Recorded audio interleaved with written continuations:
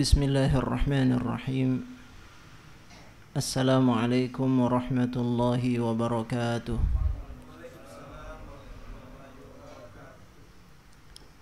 Innal hamdalillah nahmaduhu wa nasta'inuhu wa nastaghfiruh wa na'udzu billahi min shururi anfusina wa min sayyiati a'malina. Man yahdihillahu fala mudilla lahu ومن يضلل فلا هادي له أشهد أن لا إله إلا الله وحده لا شريك له وأشهد أن نبينا محمدا عبده ورسوله اللهم صل وسلم على نبينا محمد وعلى آله وصحبه ومن تبع هداه إلى يوم الدين أما بعد Rabbi shrah li sadri wa yassir li amri wahlul 'uqdatam min lisani yafqahu qawli. Rabbana atina min ladunka rahmah wa hayyi' lana min amrina rashada.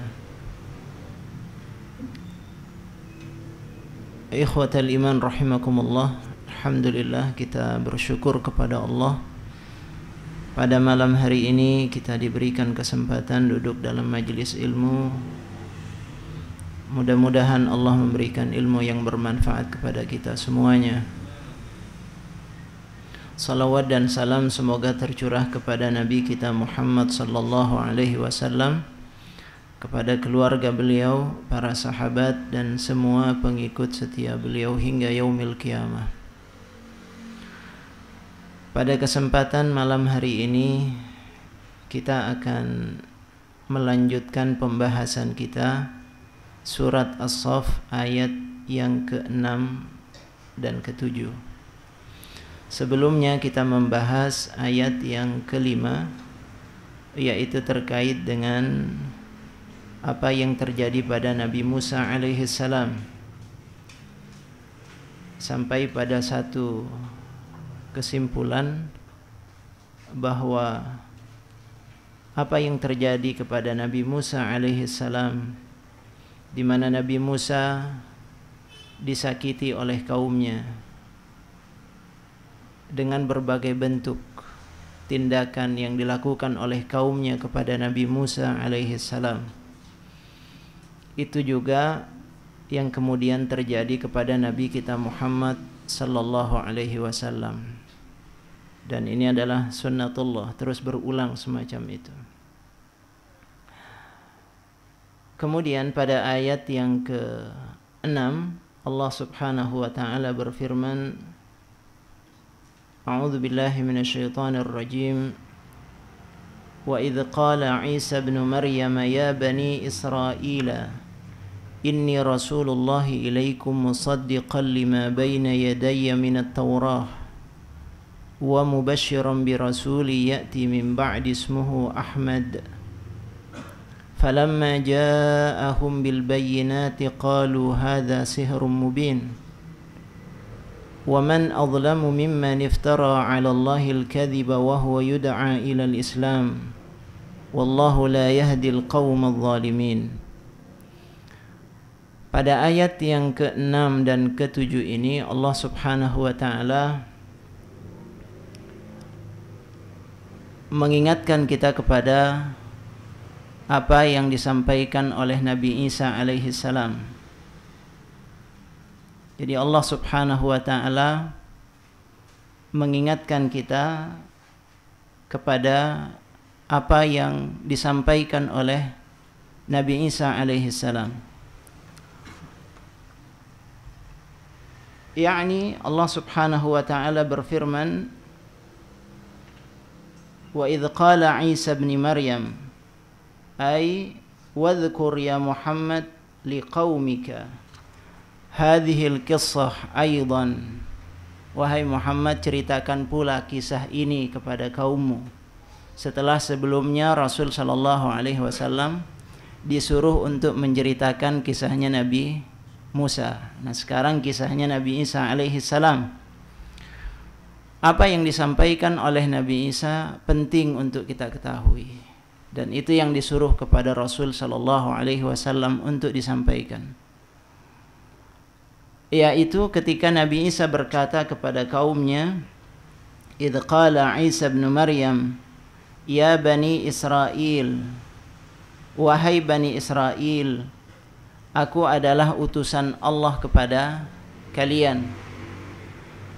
Kita melihat ikhwafillah, apa yang disampaikan oleh Nabi Isa alaihi salam berbeda dengan apa yang disampaikan oleh Nabi Musa. Nabi Musa alaihi salam membuka ungkapannya kepada kaumnya dengan mengatakan, wa idh qala Musa liqaumihi ya qaumi. Sementara Nabi Isa alaihi salam mengatakan, wa idh qala Isa bin Maryam ya bani Israel. Tidak mengatakan ya qaumi. Kalau Nabi Isa mengatakan ya bani Israel, Nabi Musa mengatakan ya qaumi. Ini mendapatkan perhatian para mufassir. Kenapa beda? Kenapa Nabi Musa mengatakan ya qaumi sementara Nabi Isa mengatakan ya bani Israel? Karena ikhwafillah rahimakumullah,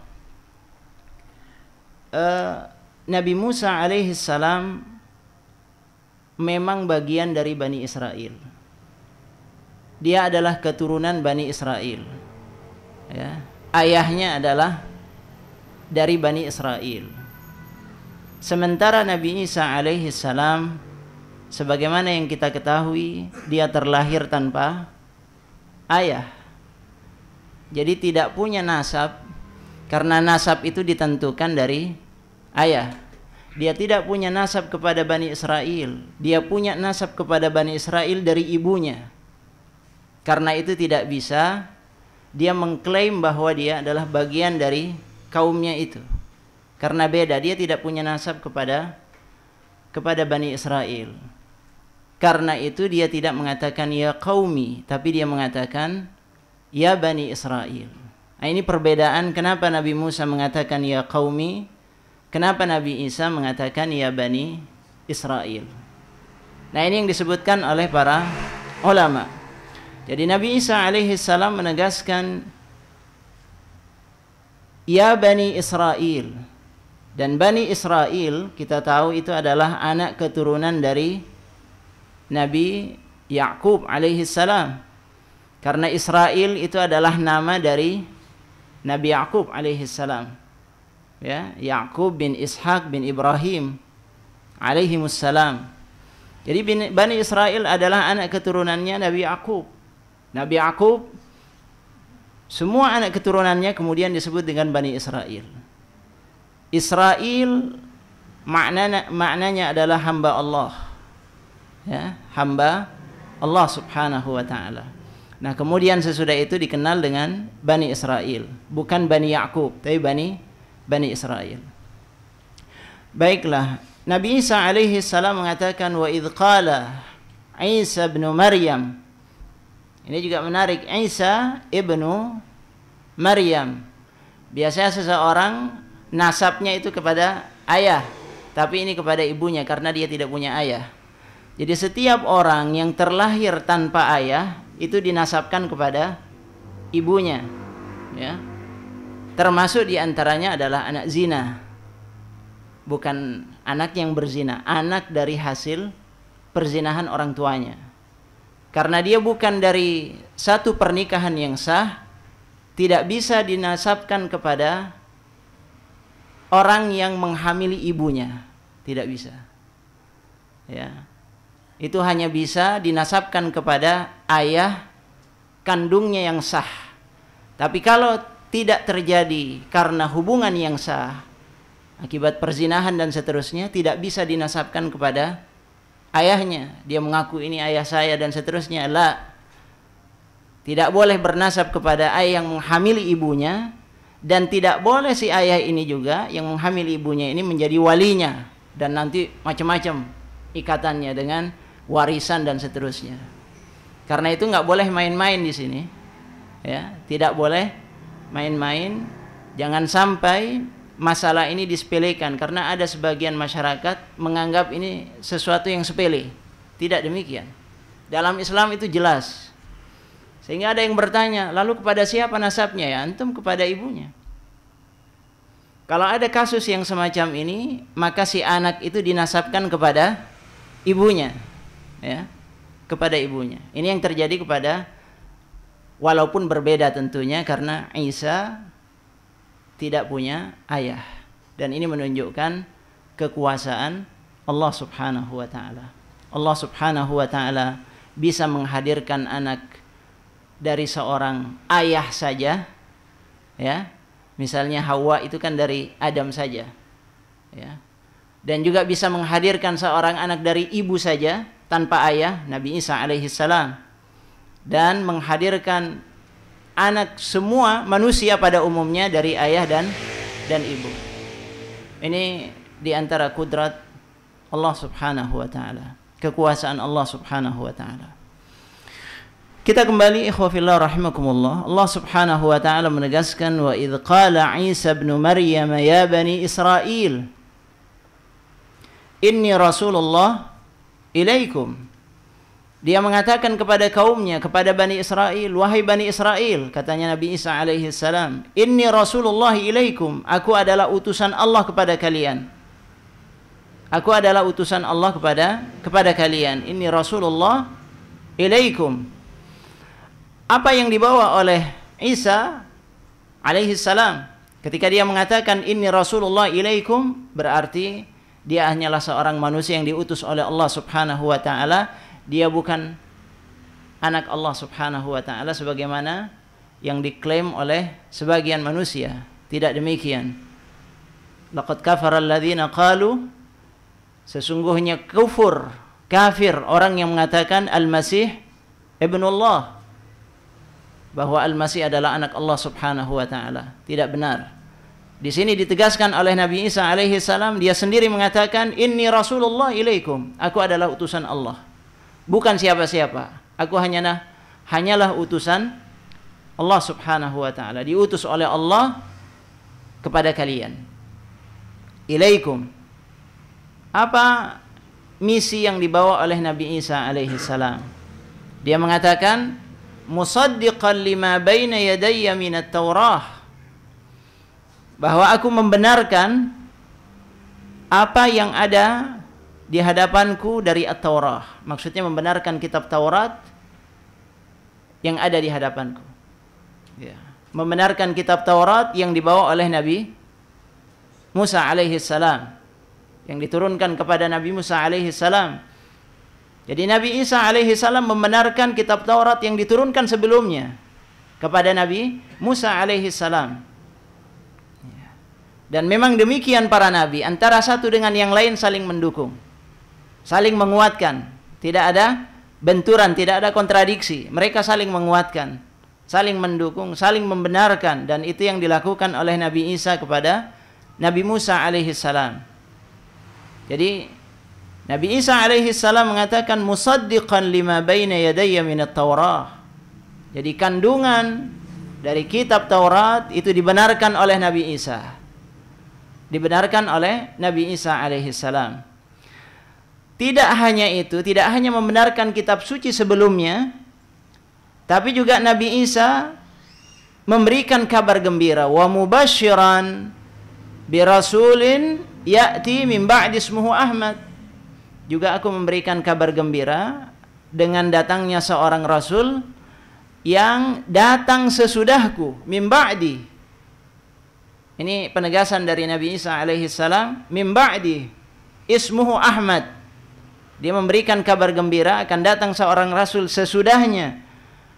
Dan tidak ada nabi sesudah Nabi Isa alaihi salam kecuali Nabi Muhammad sallallahu alaihi wasallam. Tidak ada nabi yang lain sesudah Nabi Isa kecuali Nabi Muhammad sallallahu alaihi wasallam. Ya, sementara antara Nabi Musa dengan Nabi Isa ada banyak nabi dari kaum Bani Israel. Ada banyak nabi dari kalangan Bani Israel. Tetapi sesudah Nabi Isa tidak ada lagi nabi kecuali nabi kita Nabi Muhammad sallallahu alaihi wasallam. Karena itu penekanannya sangat kuat. Dia memberikan kabar gembira, nanti sesudahku tidak ada lagi nabi Aku hanya memberikan kabar gembira bahwa akan datang seorang nabi dan rasul yang bernama Ahmad. Ismuhu Ahmad. Allah Subhanahu wa taala menyebutkan di sini sebagaimana yang diucapkan oleh Nabi Isa alaihi salam bahwa namanya adalah Ahmad.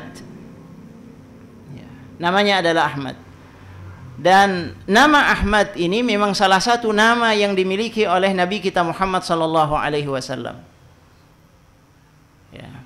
Kalau kita mengetahui bahwa nama Nabi kita Muhammad sallallahu alaihi wasallam itu banyak. Ya. Nama Rasulullah itu banyak, tidak hanya satu. Ada satu ulama yang mengumpulkan nama-nama Nabi kita Muhammad sallallahu alaihi wasallam itu ada sampai 99 nama seperti Al-Asmaul Husna. Ya. Banyak sekali namanya. Dan di antara yang disebutkan dalam riwayat yang sahih, Rasul sallallahu alaihi wasallam sendiri yang menyebutkan di antara sebagian nama yang beliau miliki, di antaranya disebutkan dalam satu riwayat fil hadis yang diriwayatkan oleh Al-Bukhari dan Muslim, kata Rasul sallallahu alaihi wasallam, li khamsatu asma. Saya punya 5 nama, kata Rasulullah sallallahu alaihi wasallam. Li khamsatu asma. Ana Muhammad. Ini yang terkenal. Ana Muhammad. Dan ketika itu tidak ada yang punya nama Muhammad kecuali Rasulullah sallallahu alaihi wasallam. Orang pertama yang punya nama Muhammad Ar-Rasul sallallahu alaihi wasallam. Nama ini sangat terkenal ikhwafillah, dan itu yang dikenal oleh para sahabat. Sahabat mengetahui Rasulullah dengan nama Muhammad sallallahu alaihi wasallam. Dan itu pula yang diperkenalkan pertama oleh kakek beliau Abdul Muttalib, Muhammad. Ya. Dan luar biasa, ini nama Muhammad barangkali sampai sekarang nama yang paling banyak dipakai. Nama Muhammad ini. Ya. Kalau antum ke Turki itu, rata-rata orang Turki itu sebagian besar namanya itu Muhammad, Mustafa, Ahmad. Itu nama-nama Rasul sallallahu alaihi wasallam. Ya, karena cintanya mereka kepada Rasulullah sallallahu alaihi wasallam. Jadi disebutkan oleh Rasulullah, ana Muhammad. Aku adalah Muhammad. Wa ana Ahmad, dan aku Ahmad. Nah, ini menunjukkan bahwa nama Rasul sallallahu alaihi wasallam Ahmad. Jadi ketika Nabi Isa mengatakan min ba'di ismuhu Ahmad, tidak lain maksudnya adalah Muhammad Rasulullah sallallahu alaihi wasallam, bukan Ahmad yang lain. Sebagaimana ini dijadikan dalil oleh sebagian orang untuk membenarkan aliran Ahmadiyah, Mirza Ghulam Ahmad dan seterusnya. Tidak benar, karena yang dirujuk oleh ayat ini maksudnya adalah Nabi kita, Nabi Muhammad sallallahu alaihi wasallam. Karena Rasulullah sendiri yang mengatakan ana Muhammad wa ana Ahmad, dan aku juga namanya adalah Ahmad. Ya. Kemudian nama yang lain, wa ana al-hashir alladhi yuhsyarun nas ala qadami. Dan aku adalah al-hashir yang menghimpun. Karena nanti manusia dikumpulkan di hari kiamat, dikumpulkan bersamaku. Ya. Kemudian wa ana al-mahi alladhi yamhullahu bi al-kufra. Dan aku adalah penghapus yang denganku Allah menghapus kekufuran. Al-Mahi. Ya. Kemudian wa ana al-aqib, dan aku juga al-aqib. Sebagian mufassir mengatakan makna dari al-aqib alladzi la nabiyya ba'dah, yaitu yang tidak ada nabi lagi sesudah beliau. Itu maksudnya dari al-aqib. Ada lagi nama Rasulullah al-Muqaffi. Ya, atau ada lagi Abul Qasim, dilakapkan kepada anak beliau dan seterusnya. Jadi ikhwafillah rahimakumullah, nama Nabi sallallahu alaihi wasallam banyak. Yang menjadi pertanyaan, kenapa di sini disebutkan mim ba'di ismuhu Ahmad? Ahmad yang dipilih di antara sekian banyak nama Nabi sallallahu alaihi wasallam. Tidak dipakai nama yang lainnya. Nah, sebagian mufassir mengatakan bahwa nama Ahmad menunjukkan kepada sejumlah pengertian. Karena Ahmad ini adalah ism tafdil. untuk menunjukkan bahwa manusia yang paling berhak untuk mendapatkan pujian adalah Nabi kita Muhammad sallallahu alaihi wasallam.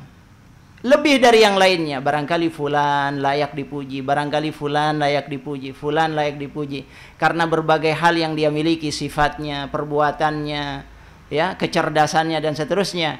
Tapi tidak ada yang bisa mengalahkan pujian kepada Nabi kita Muhammad sallallahu alaihi wasallam. Karena itu beliau disebut dengan Ahmad. Orang yang paling layak dipuji dibandingkan dengan manusia pada umumnya. Ar-Rasul sallallahu alaihi wasallam. Karena sifat-sifat Rasulullah sallallahu alaihi wasallam, bayangkan, bukan hanya manusia, Allah taala sendiri memuji Rasulullah sallallahu alaihi wasallam. Ya. Wa innaka la'ala khuluqin 'azim.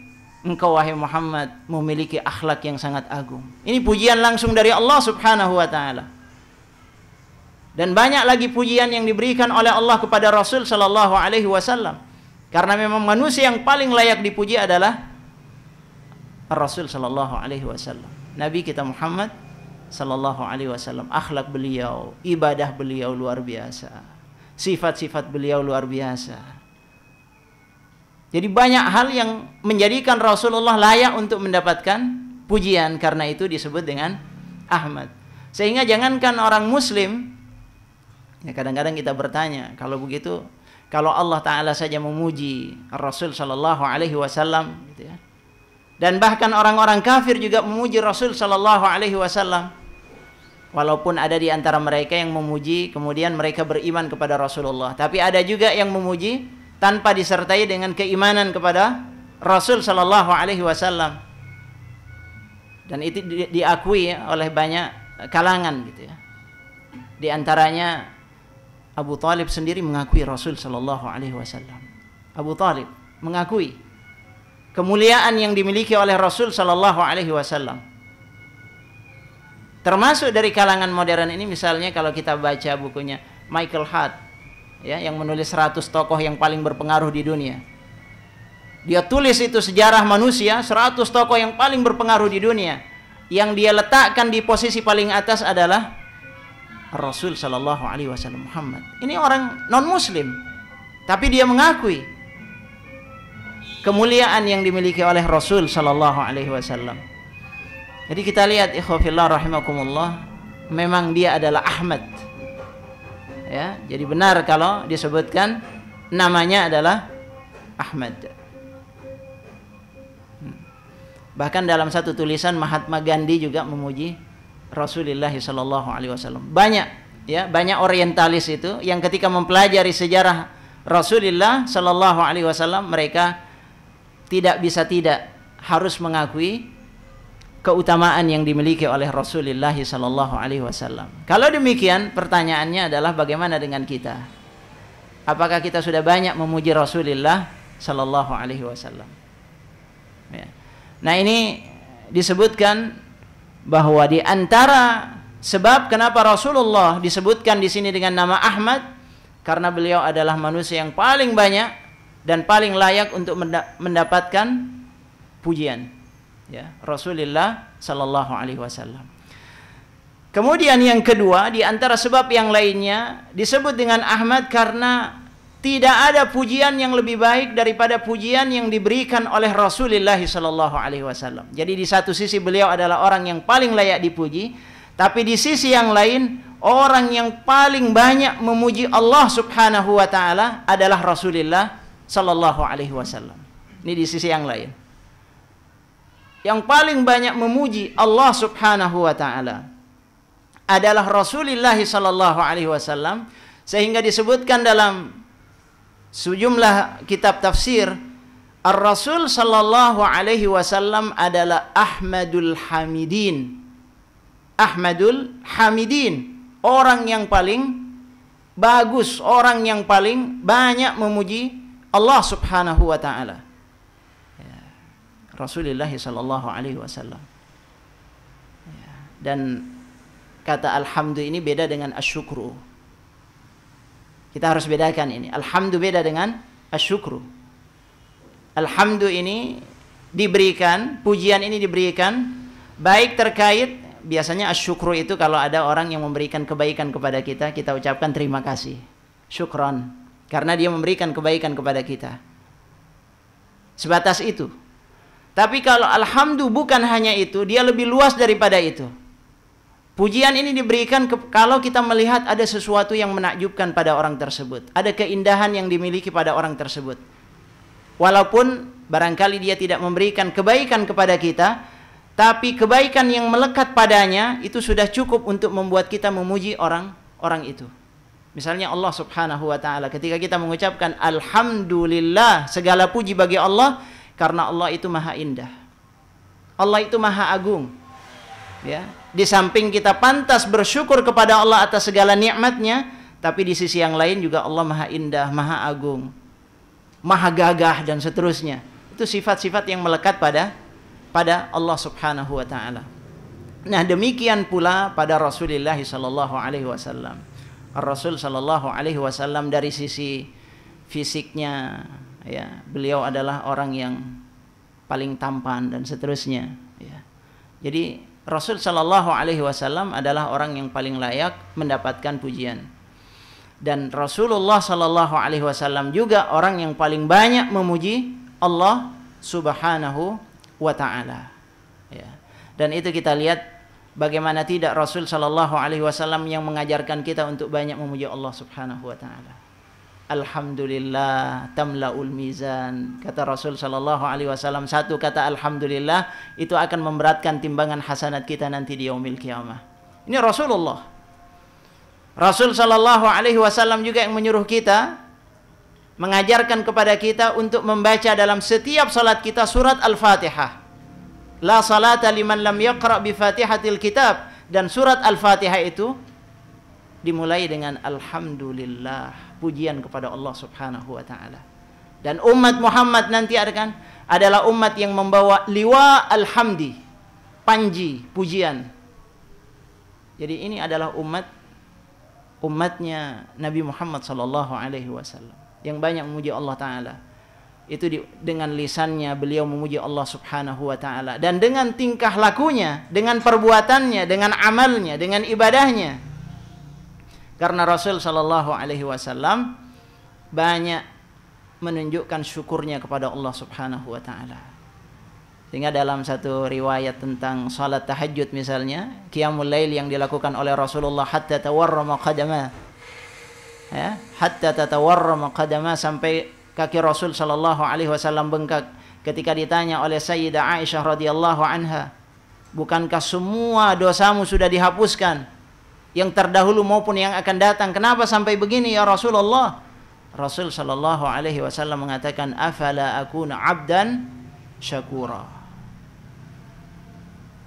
tidakkah pantas aku menjadi hamba yang bersyukur kepada Allah Subhanahu wa taala. Jadi begitu syukurnya dan pujian yang ditunjukkan oleh Rasul sallallahu alaihi wasallam kepada Allah Subhanahu wa taala. Karena itu pantas kalau kemudian disebut dengan Ahmad. Beliau yang paling banyak memuji Allah Subhanahu wa taala dengan pujian yang terbaik. Nah, ini ikhwafillah rahimakumullah, di antaranya disebutkan wa mubasysyiran bi rasulin ya'ti min ba'di ismuhu Ahmad. Jadi nama Ahmad itu sudah dibocorkan oleh Isa alaihi salam. Ya, sebelum orangnya datang, sebelum Rasul sallallahu alaihi wasallam datang, namanya sudah diperkenalkan. Dan memang bukan hanya dalam kitab Injil, Barnaba misalnya, ya.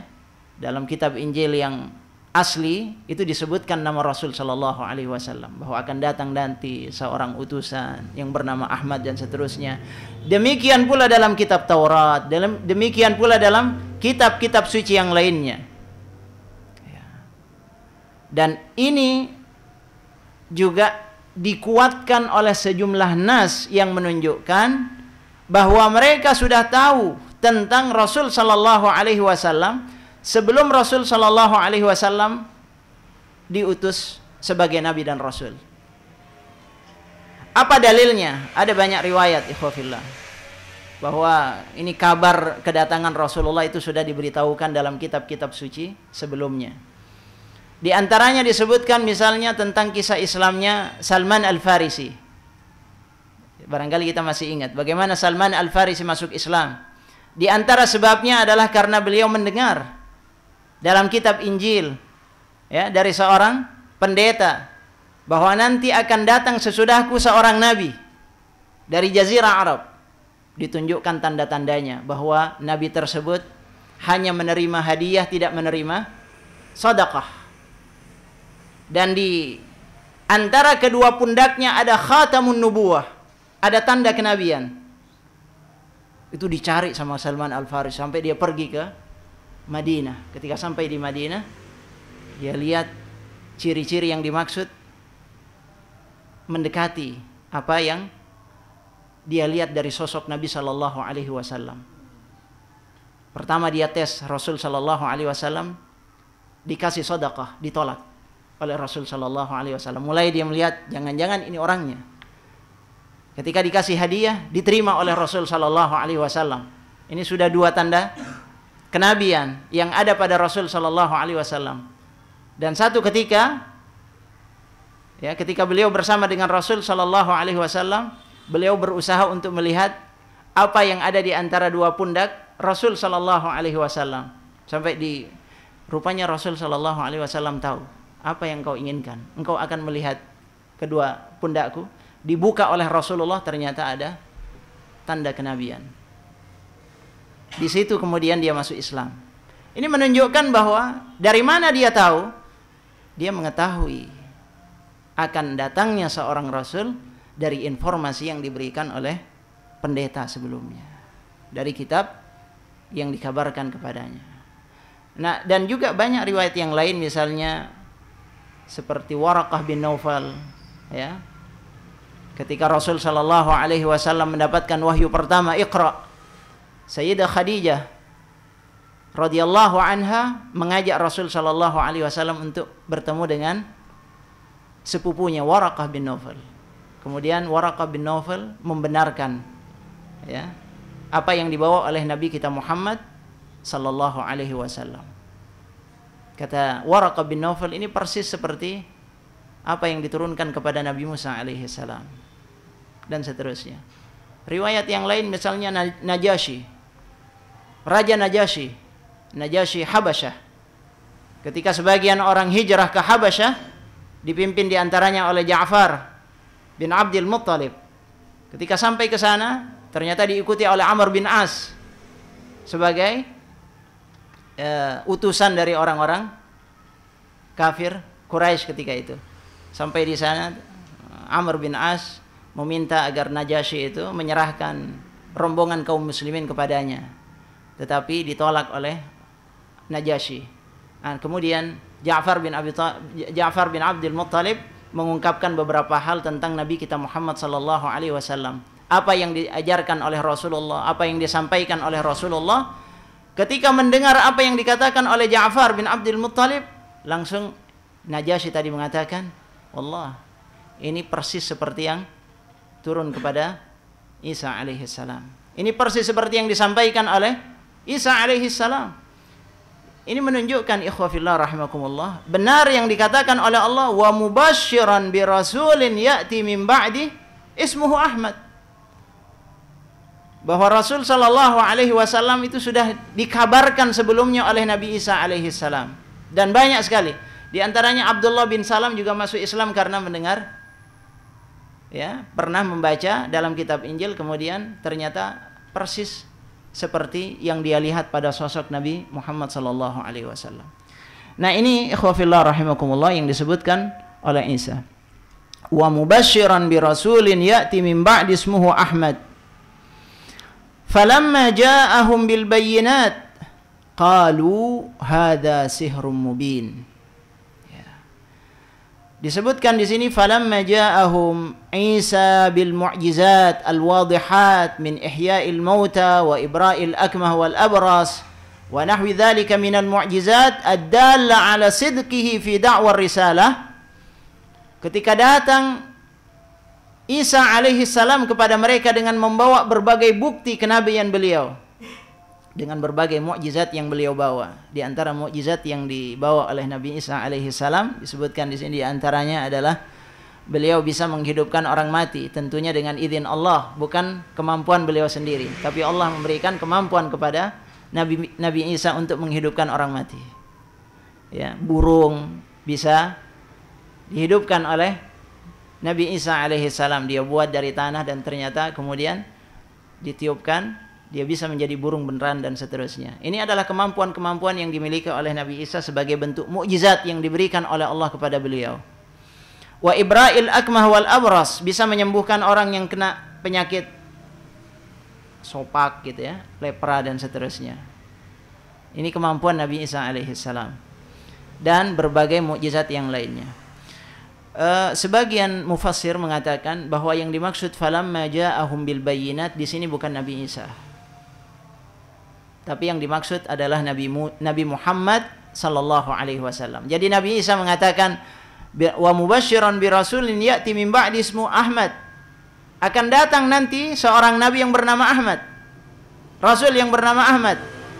Nah, Allah Ta'ala kemudian mengatakan falamma ja'ahum bil bayyinat, ketika Rasulullah datang kepada mereka. Jadi ini bukan Nabi Isa.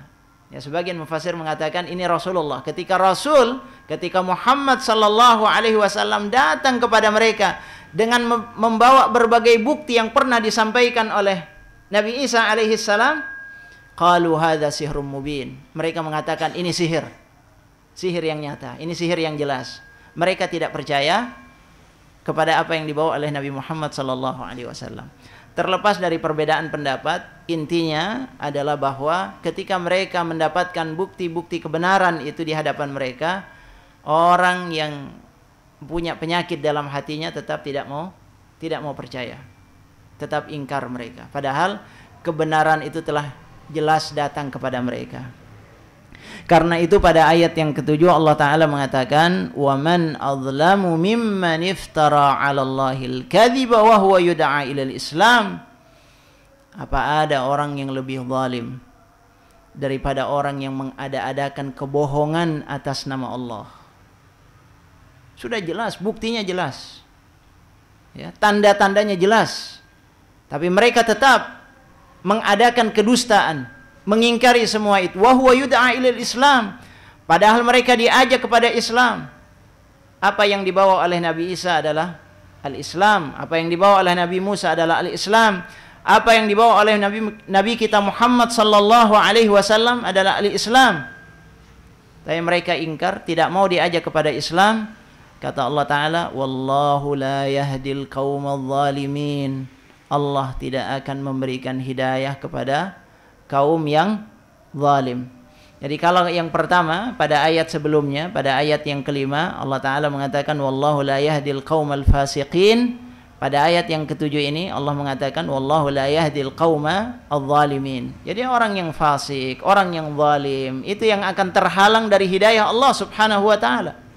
Jangan salahkan Allah kalau Allah tidak memberikan hidayah, tapi karena mereka memang menutup diri mereka dari pintu hidayah itu. Mereka tidak mau menerima hidayah tersebut karena kefasikan mereka, karena perbuatan zalim mereka. Jadi Allah akan memberikan hidayah kepada orang yang pantas menerima hidayah, bukan kepada sembarang orang. Kalau mereka memantaskan diri mereka untuk mendapatkan hidayah, maka Allah akan berikan kepada mereka hidayah itu. Tapi kalau mereka tidak siap untuk menerima hidayah, banyak penyakit hati pada diri mereka, ada kiber, ya, ada hasad, dan ada berbagai penyakit yang lainnya, sulit hidayah itu masuk ke dalam hati mereka. Nah, ini yang disebutkan oleh Allah Subhanahu wa Ta'ala. Dan yang dimaksud oleh hidayah di sini, ikhwafillah, karena hidayah itu secara garis besar ada dua macam. Ada hidayah dalam pengertian ad-dilalah wal irsyad, petunjuk dan pengetahuan tentang Islam, itu ad-dilalah wal irsyad, ya, petunjuk kepada Islam, pengetahuan tentang Islam, pemahaman tentang Islam.